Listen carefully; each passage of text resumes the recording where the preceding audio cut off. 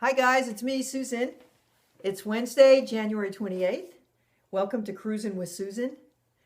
Tonight I want to talk to you about my all-time favorite subject, which is more favorite even than talking about relationships, although I love to talk about relationships because it's such a juicy subject. There's always something new and weird going on in relationships, at least the ones I know about. But this one's even more special than that. It's personal growth, and I've been trying to kind of distill some of my thinking into some little nuggets that you can. Jolie's here, by the way, in case you. Let me see if you can see her. There she is. Little nuggets that you can take with you, because I really think that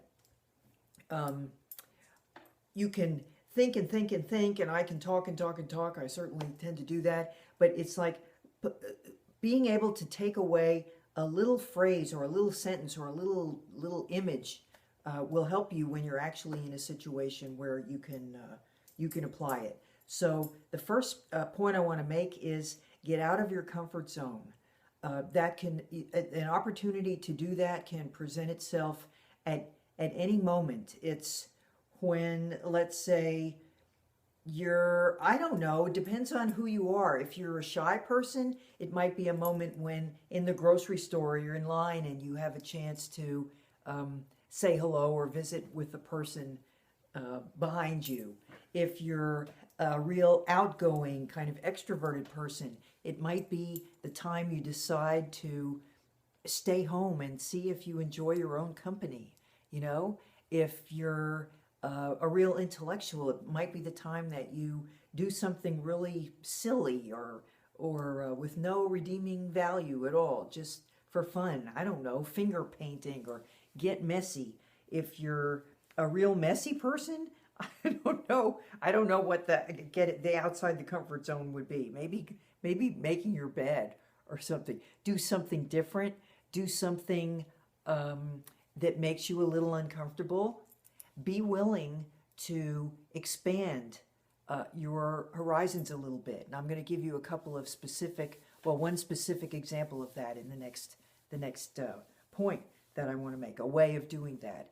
But in general, we think sometimes personal growth is about, it is something positive, but it often happens as a result of something painful, uncomfortable, negative. Remember when I was talking about my broken heart? Broken hearts lead to things. They lead to new things. Not instantly, Pain doesn't just instantly go away.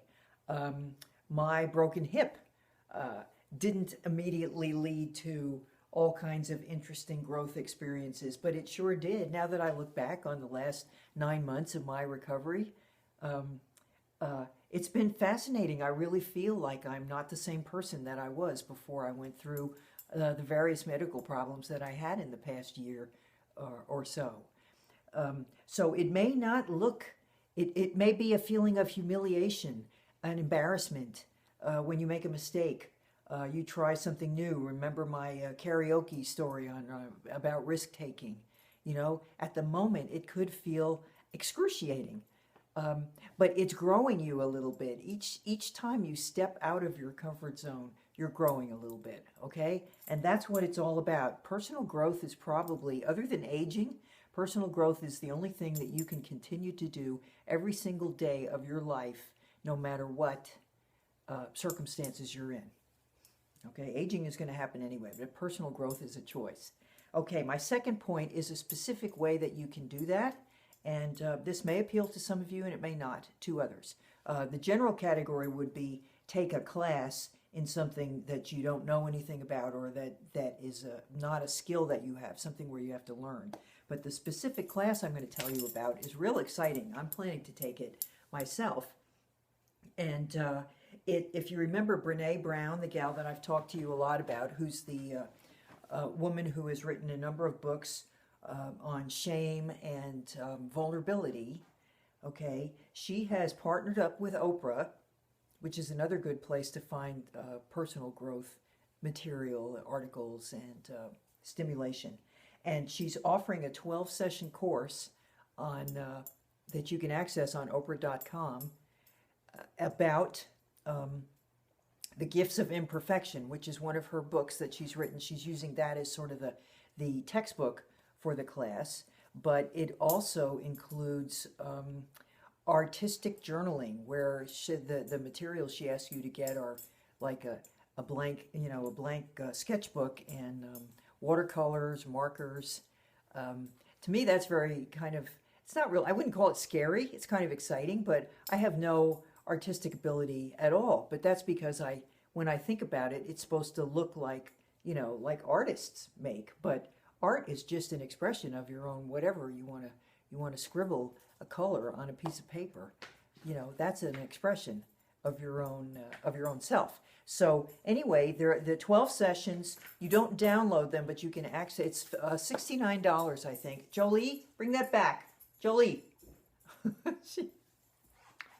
She likes to take my slippers and go and chew on them, but I'm not going to stop now because this is my third time of starting this thing. Anyway, if you go to Oprah.com, and on one side she has a place where you can click on, I think they're called life courses, and there may be other ones there. I haven't even looked. I just followed the link for the Brene Brown course, and so that is an example of a place. The premise of the gifts of imperfection is that we feel shame because we worry about what other people are going to think of us. We worry about being rejected, and therefore we stop taking risks, and we don't want to be vulnerable because to us that means we're open to rejection. And really, as I've told you before, vulnerability, I think what it means is you're open. You are open. You're open to something new happening. But we get so scared because we just want to cling on to the same old stuff, even if it's not working, that we try to hide vulnerability. So she calls it the journey from what will other people think to I am enough. I am enough. And so that's an exciting way. I think that might be a real, based on how good her books are and how well regarded she is, how popular her videos are on YouTube. I think it might be a real worthwhile experiment. Okay, point 3 is a kind of general point, but one to keep in mind every day. Increase your self-awareness. Self-awareness is what allows us to grow, I think. I mean, maybe we grow anyway just from experience, but I think as we kind of process our experience, we integrate it, make it a part of ourselves. That is a way that we handle a lot of the pain that goes along with living. If you just feel the feelings, but you don't reflect on them in some way or recognize, oh, that's me, I'm having a feeling. Instead of just, I notice I'm feeling very sad right now. Instead of just feeling sad, I don't know how to describe it, but it makes a difference when there's a you that's observing and a you that's experiencing. And both those yous are very important. But if you just have the experience, you sometimes will lack the perspective, the ability to help yourself, maybe save yourself from going downhill into medicating behaviors, drugs, alcohol, sleep, shopping, sex, the things that we try to do sometimes to prevent ourselves from feeling, when really reflecting on it is a pretty effective way of doing that as well. So those are my 3 points. Get out of your comfort zone.